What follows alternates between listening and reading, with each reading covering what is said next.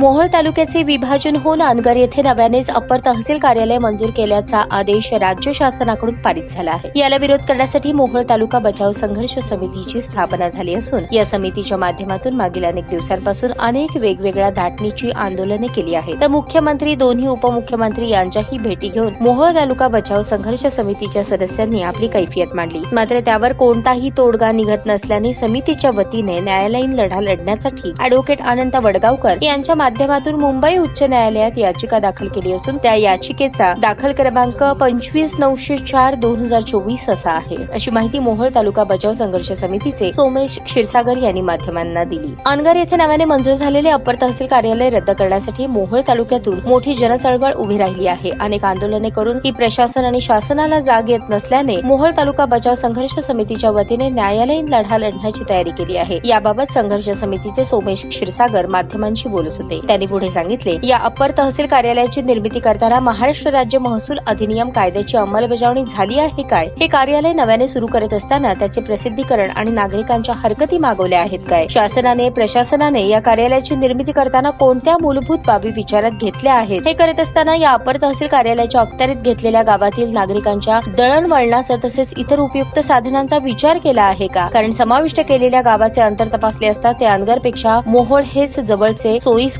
आणि मध्यवर्ती ठिकाण आहे हे दिसून येते। अनगर हे अडवणीचे आणि गैरसोयीचे होते। तसेच कायदेशीर दृष्ट्या, लोकांच्या सोयीच्या दृष्ट्या शासनाने घेतलेला हा निर्णय अत्यंत चुकीचा आहे। त्याचबरोबर एखाद्या राज्याच्या संविधानिक प्रमुखाने एखाद्या निर्णयाला स्थगिती दिली तर त्या स्थगिती निर्णयाची अंमलबजावणी करण्याची जबाबदारी संबंधित महसूल विभागाची असते, ती अद्याप का झालेली नाही? म्हणजे मुख्यमंत्र्यांच्या स्थगितीला काहीच अर्थ नाही का? मुख्यमंत्री हे राज्याचे संविधानिक प्रमुख असतात, त्यांचा हा अपमानच आहे। या सर्व बाबी दाखल केलेल्या याचिकेत नोंदवल्या आहेत, असे सोमेश क्षीरसागर म्हणाले।